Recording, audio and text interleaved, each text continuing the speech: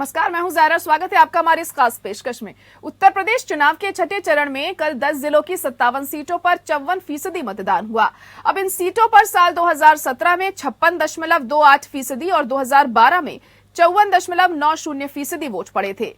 कल के चुनाव में योगी आदित्यनाथ सहित कई मंत्री और बड़े नेता मैदान में थे। बीजेपी से टूटकर एसपी में आए स्वामी प्रसाद मौर्य और ओपी राजभर जैसे नेताओं की भी परीक्षा थी। ऐसे में समझते हैं कि आखिर छठे फेज का वोटिंग पैटर्न क्या कहानी कह रहा है। उत्तर प्रदेश चुनाव के पांचों फेज को देखें तो दिखता है कि हर फेज में पिछली बार हर चुनाव से कम वोट पड़े, लेकिन छठे फेज में ये ट्रेंड टूटा है। हालांकि वोटिंग अन्य फेज के चरणों की तुलना में कम हुई है। पहले फेज में 62.43%, दूसरे फेज में 64.66%, तीसरे फेज में 62.28%, चौथे फेज में 62.76% और पांचवें फेज में 54% वोट पड़े, जबकि छठे फेज में 54% से ज्यादा वोट पड़े हैं। आपको बता दें कि यूपी चुनाव के छठे चरण में जिन 10 जिलों में वोट पड़े उनमें अंबेडकर नगर, गोरखपुर, संत कबीर नगर और बस्ती ऐसे जिले हैं जहां अनुसूचित जाति का वोटर 20% से ज्यादा है।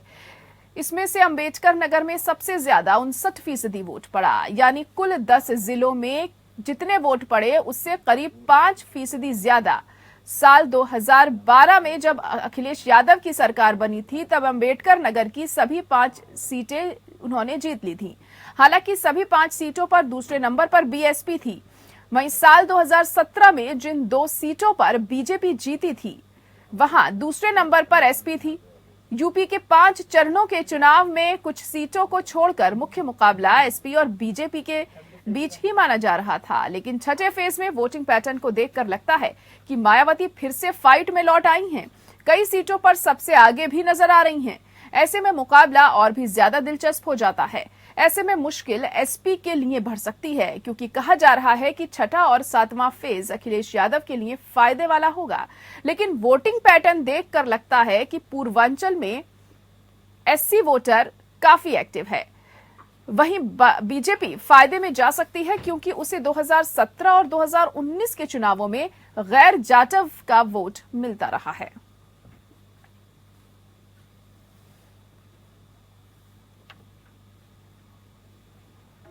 तो छठे चरण में दरअसल ये पेच फंसता हुआ हमें दिखाई दे रहा है, क्योंकि जो वोटिंग पैटर्न है उसमें काफी हमें बदलाव देखने को मिल गया। क्योंकि अब जो छठे चरण की वोटिंग हुई है तो 10 जिलों की 57 सीटों पर ये वोटिंग हुई और इसका जो प्रतिशत था वो 54% रहा। और पिछले अगर 5 चरणों की हम बात करें तो 60 के आसपास ये प्रतिशत हमने देखा। तो इसमें जो कमी आई है वो आखिर किस चीज की तरफ इशारा कर रही है? अब 7वें चरण में क्या स्थिति बनती है ये भी देखना दिलचस्प रहेगा। एक अहम बात यह भी है कि छठे और 7वें चरण में पूर्वांचल में मतदान हो रहा है। तो ऐसे में पूर्वांचल की जो जनता है, ऐसा माना जाता है, जो वरिष्ठ लोग हैं वो कहते हैं कि जातिवाद को ज्यादा ध्यान में रखकर अपना वोट करते हैं। जातिवाद समीकरण यहां पर बहुत ज्यादा मायने रखते हैं। तो जो एक वोटिंग पैटर्न है और जो एक फीसदी है वोट का, वो भी बहुत अहम यहां पर हो जाता है और उस चीज से भी शायद फर्क पड़ा हो। हालांकि स्थिति क्या होगी ये तो 10 मार्च के बाद स्पष्ट हो जाएगी, लेकिन जब मतदान होता है उस वक्त भी जो आंकड़ा होता है वो भी मायने रखता है और आंकड़न लगाया जाता है कि आखिर किसकी तरफ ज्यादा झुकाव है जनता का और कौन जीत सकता है। लेकिन इस बार हमें जो लड़ाई देख रहे हैं, बिल्कुल नेक टू नेक की हम लड़ाई देख रहे हैं भाजपा और सपा के बीच में। लेकिन छठे चरण की अगर बात करते हैं तो अंबेडकर नगर में भी इसमें वोटिंग थी और यहां पर बीएसपी भी खेल बिगाड़ सकती है इन दोनों पार्टियों का।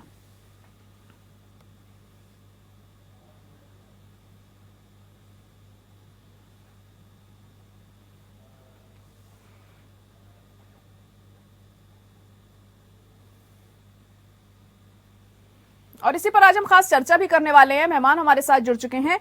अश्विनी शाही जी हमारे साथ जुड़ गए हैं, बीजेपी के स्पोक्स पर्सन हैं। इसके अलावा प्रोफेसर भुवन जोशी भास्कर जी भी जुड़ चुके हैं, वो सपा के स्पोक्स पर्सन हैं। सर्वेश पाठक जी भी हमारे साथ जुड़ चुके हैं, जो कि पॉलिटिकल एनालिस्ट हैं।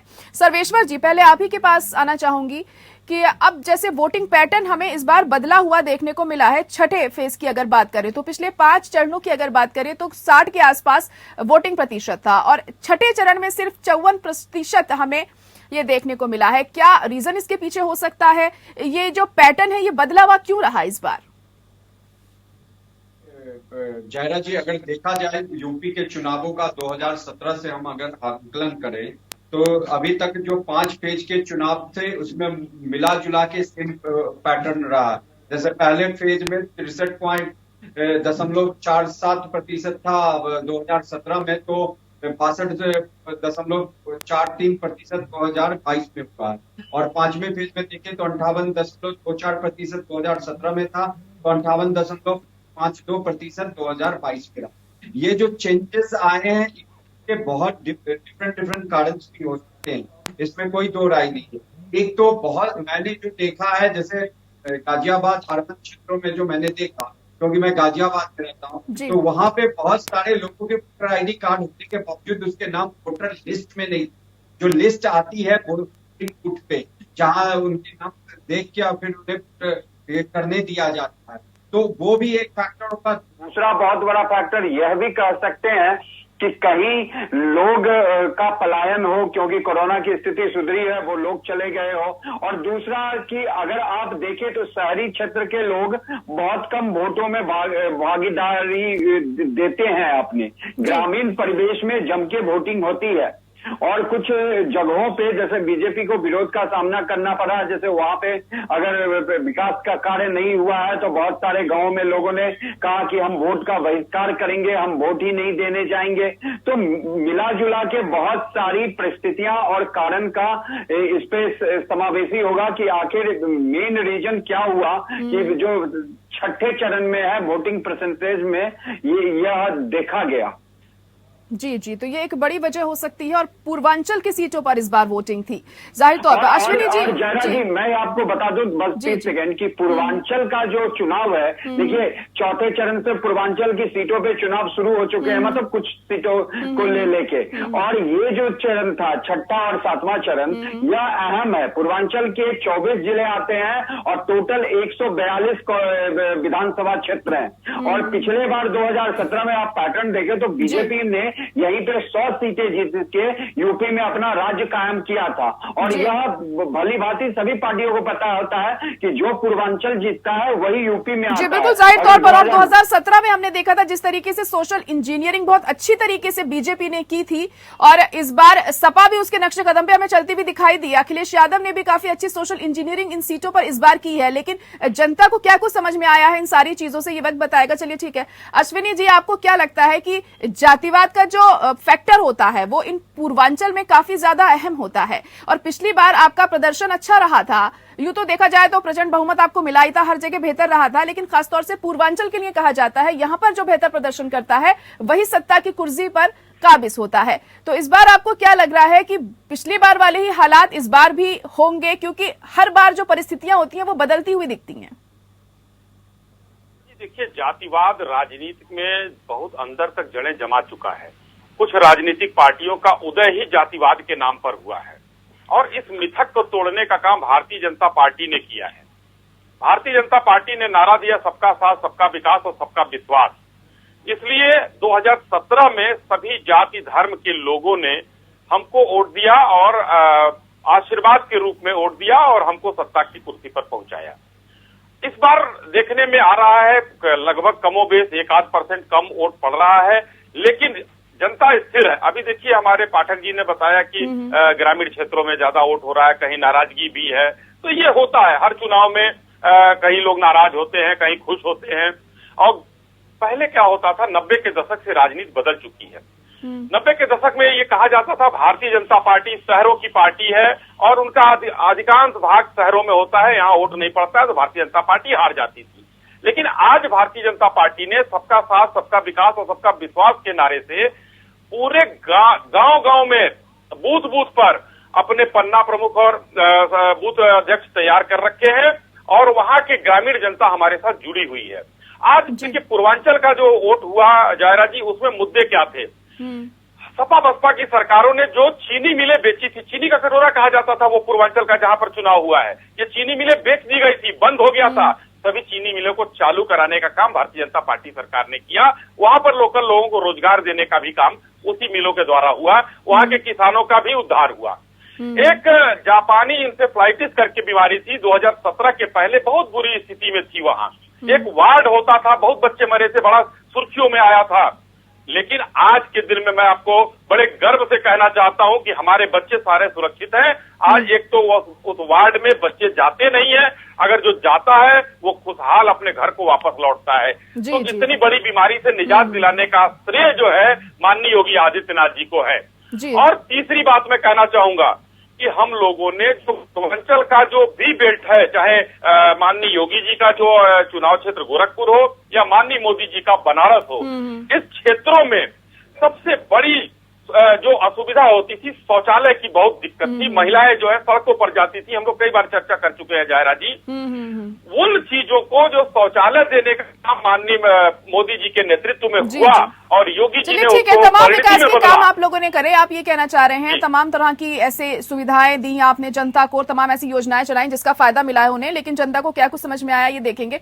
भुवन जोशी जी, आपको क्या लगता है, खासतौर से हम इन सीटों की बात करें पूर्वांचल की, छठे और सातवें चरण में जहां पर मतदान है, तो आप लोगों ने भी पूरी मेहनत की है। आज भी अखिलेश यादव वाराणसी में रोड शो करेंगे, गोरखपुर में भी उन्होंने रोड शो किया था, तो कहीं ना कहीं आपको नहीं लगता जिस तरीके से हम पहले भी बात कर रहे हैं कि जो जातिवाद समीकरण है वो इस इलाके में बहुत ज्यादा मायने रखते हैं, आप लोग भी लगातार उसे ही साधने की कोशिश में लगे हुए हैं? भुवन जी।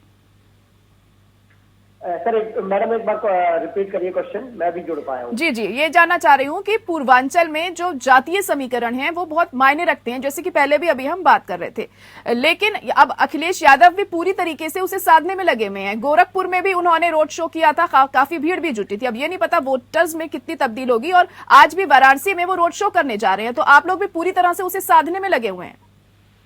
देखिए जायरा जी, मैं बहुत निश्चित तौर पे कहना चाहता हूँ, समाजवादी पार्टी जाति की नहीं जमात की राजनीति करती है। हम लोग जाति की राजनीति नहीं करते, लेकिन इसके साथ साथ हम चाहते हैं कि सभी वर्ग, सभी प्रतिनिधित्व सभी को मिले, तो उसके लिए हमने छोटी पार्टियों से गठबंधन करा है। हम लोग लगातार इस प्रदेश को मुख्य धारा में लाना चाहते हैं, उन लोगों को जिनके यहाँ वर्षों से अंधेरा है। हम लोग उन लोगों के उनके न्याय के लिए, उनके विकास के लिए लड़ने वाले लोग हैं। जी, चलिए ठीक है। इतना बढ़िया हमारे सपा के नेता ने कहा, हम जाति नहीं जमात की राजनीति करते हैं।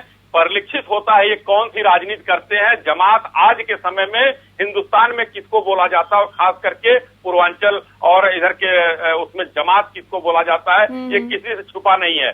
तो इनका जो फैक्टर है वो फैक्टर अब फेल है, अब सिर्फ और सिर्फ योगी मोदी फैक्टर चालू है। चलिए ठीक, कुछ जवाब देना चाह रहे हैं भुवन जी, कहिए। देखिए यही भारतीय जनता पार्टी की दिक्कत है, जो हमारे भाई भारतीय जनता पार्टी के जो प्रवक्ता है, यही दिक्कत है। इनका जो चश्मा है वो टोटली डिवाइड एंड रूल का है। लेकिन चिंता मत करिए, इनसे कहिए 10 मार्च का जो परिणाम आ रहा है, माननीय अखिलेश यादव जी मुख्यमंत्री बनने जा रहे हैं, आप अपने चश्मे को ठीक कराए नहीं कराए, इससे समाजवादी पार्टी को कोई फर्क नहीं पड़ता है। हम लोग आखिरी खड़े व्यक्ति के लिए लड़ते रहेंगे। जी, चलिए देखेंगे आखिर कौन ज्यादा कामयाब होता है। तमाम पार्टियों की तरफ से जो मेहनत है वो तो की जा रही है, सभी पार्टियां लड़ रही हैं, प्रचार प्रसार में पूरा दमखम लगा दिया गया है सर्वेश्वर जी। और खासतौर से हम देखें, अगर छठे चरण में अंबेडकर नगर में भी चुनाव थे, और वहां पर देखें तो त्रिकोणीय मुकाबला कहेंगे तो गलत नहीं होगा। हालांकि तमाम सीटों पर सिर्फ भाजपा और सपा के बीच में ही कांटे की टक्कर देखने को मिल रही है, लेकिन खासतौर से अंबेडकर नगर की अगर बात करें तो वहां पे बसपा का भी काफी अच्छा जनाधार है वहां पर, और इस बार वो भी प्रदर्शन बेहतर कर सकती है, ये भी माना जा रहा है। त्रिकोणीय मुकाबले के तौर पर देखा जा सकता है। देखिए जायरा जी, मैं शुरू से कहता आया हूं अपने टीवी डिबेट में कि हमें मायावती जी को नहीं कम आंकना चाहिए। भले वो मतलब इस बार वो पूरे तरीके से चुनाव में नहीं आई हैं, लेकिन उनका अपना एक साइलेंट वोट परसेंटेज है। देखिए जब से वो सत्ता में नहीं है, उनको 20 से 22% का वोट हासिल होता आया है। अगर उसमें थोड़ा सा भी तब्दीली हो जाए, 20 से 25 या प्रतिशत हो जाए, तो उनके कैंडिडेट वहां पे जीत भी सकते हैं, इसमें कोई दो राय नहीं है। अगर उनको आएगा तो कहां से आएगा? मेरे को लगता है कि समाजवादी पार्टी का वोट ट्रांसफर उनकी ओर होगा, क्योंकि देखिए मायावती जी भी का क्या ये था गेम प्लान, जैसा कि पहले बीजेपी के प्रवक्ता बीजेपी के प्रवक्ता महोदय ने बोला था कि बहुत सारी पार्टी जो यूपी में राजनीति कर रही है, जिसमें बीएसपी एसपी, ये जातियों की राजनीति की है। एसपी ने मुस्लिम और यादव को ये अपने साथ मिलाया, तो मायावती जी ने दलित और मुस्लिम को मिलाया। तो ये जो त्रिकोणीय मुकाबला आप कहते हैं, एक सीट केवल अंबेडकर नगर के उस पे नहीं हुआ है, बहुत सारे जगहों पे हुआ है। आप अगर तीसरे चरण चौथे चरण में देखेंगे तो मुरादाबाद और ये पश्चिमी उत्तर प्रदेश में बहुत जगहों पे क्या था कि मुस्लिम कैंडिडेट बसपा के भी, सपा के भी, कांग्रेस के भी और AIMM तो था ही, सब आपस में लड़ रहे थे। लेकिन वहां पे क्या होता है, एक अलग जाता है कि जो बीजेपी को हराने वाला है उसको वोट दो, लेकिन फिर भी वो मुस्लिम कुछ ना कुछ तो जो एक कैंडिडेट बसपा का खड़ा है उसको भी तो वोट मिलेगा, ऐसा तो नहीं है उसको नहीं मिलेगा। तो ये त्रिकोणीय मुकाबला आप कह सकती है, और यहाँ पे हम देख भी सकते हैं, इसमें कोई दो राय नहीं है कि केवल जो सपा और बीजेपी ही मैदान में है। कि त्रिकोणीय मुकाबला अच्छे तरीके से है, BSP का भी जो अपना स्ट्रांग होल्ड है।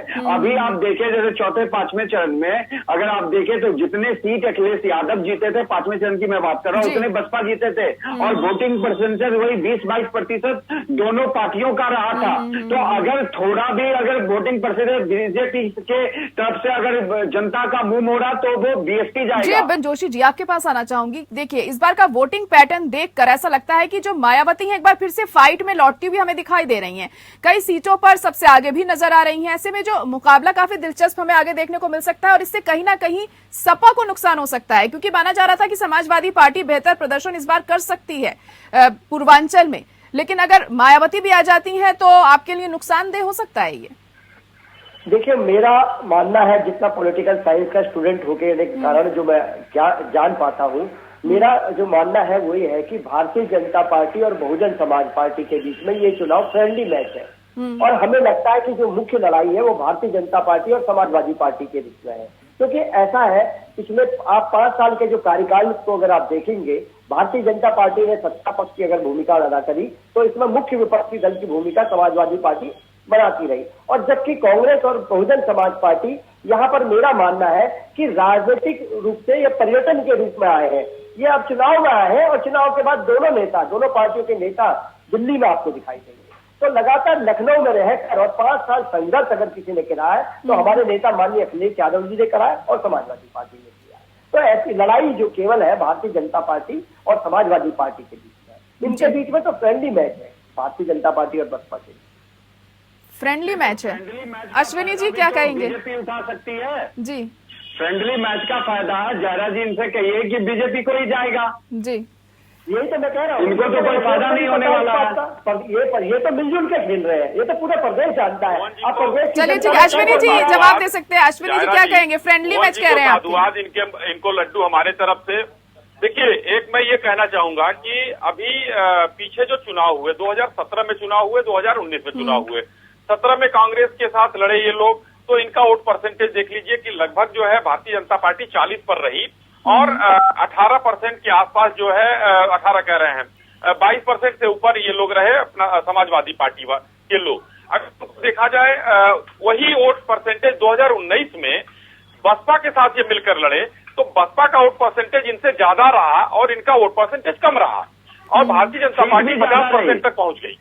तो आज जो अगर वो वोट परसेंटेज ये फ्रेंडली मैच कह रहे हैं, ऐसे कैसा कुछ है नहीं, लेकिन मैं बताना चाहूंगा कि बुंदेलखंड से लेकर और पूर्वांचल में कुछ सीटों पर अच्छी लड़ाई बहुजन समाज पार्टी लड़ रही है, जहां पर मैं कहना चाहूंगा बड़े इसमें खुलेआम कहने में कोई बुराई नहीं है कि 2-4 सीटें चिन्हित है। बुंदेलखंड में भी 1-2 सीटें हैं, बुंदेलखंड में 1-2 सीटों पर कांग्रेस भी लड़ाई लड़ रही है, समाजवादी पार्टी वहां नहीं दिख रही है।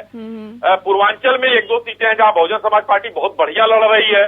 तो इसको कहने में कहीं गुरेज नहीं है कि इन लड़ाई का फायदा भारतीय जनता पार्टी को अपने वोट के रूप में मिलेगा। क्यों? इसलिए कि जहां पर अन्य दल सोचना बंद करते हैं वहां माननीय नरेंद्र मोदी जी सोचना शुरू करते हैं। माननीय नरेंद्र मोदी जी ने जातिवाद खत्म किया, सभी जातियों का वोट लिया, लेकिन एक वर्ग खड़ा किया।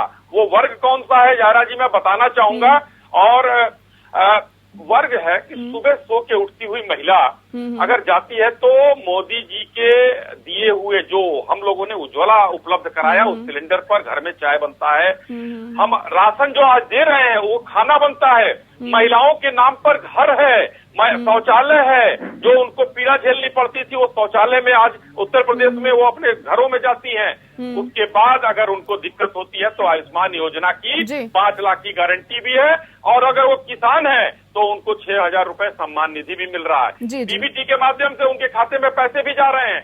तो ये आधी आबादी जो है महिलाओं को हमने बिना बोले एक तमाम सुविधाएं आपने महिलाओं को यहाँ पर दी है, तो बिल्कुल जाहिर तो इस हिसाब से महिलाओं का जो एक साथ है आपको मिल सकता है, आप ये कह रहे हैं। लेकिन अब देखती है महिला किस तरफ जाती हैं, नतीजों के बाद साफ होगा। सर्वेश्वर जी, एक और चीज वोटिंग प्रतिशत को लेकर ये भी देखने को मिलती है। अगर मध्य प्रदेश में जो चुनाव हुए थे 2018 में, उसमें हमने देखा था जो प्रतिशत था वो बीजेपी का ज्यादा था, लेकिन जो सीटें थी वो कांग्रेस को ज्यादा मिली थी। तो ये किस तरीके से होता है और किस तरीके से इसको आंका जाए? क्या इस बार भी हमें ऐसा ही देखने को मिल सकता है? देखिए, ये कि जो कहना है ये थोड़ा मतलब दुष्कर हो जाता है कि हाँ वोटिंग प्रतिशत जो है बीजेपी को ज्यादा आया, लेकिन वो सीट में तब्दील नहीं कर पाए। तो वहां पे जो विनिंग मार्जिन होता है वो बहुत कम होता है। मान लीजिए कोई 2,000 5,000 से ऐसे जीते हो तो वो रहता है। वहां पे जो उस क्षेत्र के मतदाताओं का आकलन खराब हो जाता है, या उस पार्टी का कि आखिर वो जीतते जीतते कैसे हार गई। तो ये चीजें जो ये फैक्टर होती है कि वोटिंग प्रतिशत तो बीजेपी को मिला लेकिन सीटों में तब्दील नहीं कर पाई। ऐसा मुझे कतई यूपी को लेके नहीं लग रहा है, क्योंकि यूपी में जैसा कि बीजेपी के प्रवक्ता महोदय ने बताया कि जो महिलाओं की सुरक्षा, महिलाओं का जो इज्जत घर और जो घर मिला है उसका जो सीधा जो मतलब असर होगा वो बीजेपी को मिलेगा। और वो महिला, आपने देखा होगा उस दिन जब छठे चरण का चुनाव हो रहा था तो पूर्वांचल में जो महिलाओं की मतदाताओं की जो लाइन थी वो लंबी थी पुरुषों के मुकाबले। तो वहां महिला मतदाता जो है बहुत ही बढ़ चढ़ के हिस्सा ले रही है। बिल्कुल जागरूक है महिलाएं, और देखें किस तरफ उनका वोट जाता है। अभी समय की कमी है मेरे पास। भुवन जोशी जी अपनी बात रख सकते हैं जल्दी से। देखिए, मैं कहना चाहता हूँ, हमारे जो साथी है वो कह रहे थे महिलाओं का वोट हमें पड़ेगा, तो मैं आपको बताना चाहता हूँ महिला सुबह सुबह ही इनको याद कर लेती है। जब वो गैस के पास जाती है और 400 का सिलेंडर इन्होंने 1,000 करा, तब महिला इनको याद करती है भारतीय जनता पार्टी को। इनको महिलाएं तब याद करती है जब इनके विधायक सैगल जी यहाँ पर रेप कर देते हैं एक महिला का। इनको महिलाएं तब याद करती है जब इनका सांसद, पूर्व सांसद और पूर्व गृह राज्य मंत्री चिन्मयानंद जी वहां पर रेप कर देता है एक लड़की का। इनको याद करते हैं जब हाथरस की बेटी को एक जिंदा जला देते हैं। इनको याद करते हैं मजदूर जब कोरोना काल में इन्होंने छोड़ दिया। इनको किसान याद करते हैं जब 700 किसानों की इन्होंने हत्या कर दी। इन्हें किसान याद करते हैं जब इनका गृह राज्य मंत्री का बेटा थार उन पे चला देता है, तब इन्हें किसान याद करते हैं। इन्हें किसान याद करते हैं तब लंदन का टिकट ले लिया है 11 तारीख का। जब इन्होंने फर्जी मुकदमे लगाए तब इन्हें किसान याद करता है। चलिए ठीक है, चलिए भुवन जी बहुत बहुत शुक्रिया आप सभी का हमारे साथ जुड़ने के लिए इस खास पेशकश में। और इसी के साथ हमारे इस खास प्रोग्राम में इतना ही। बाकी खबरों के लिए आप बने रहिए हमारे साथ। मुझे दीजिए इजाजत, नमस्कार।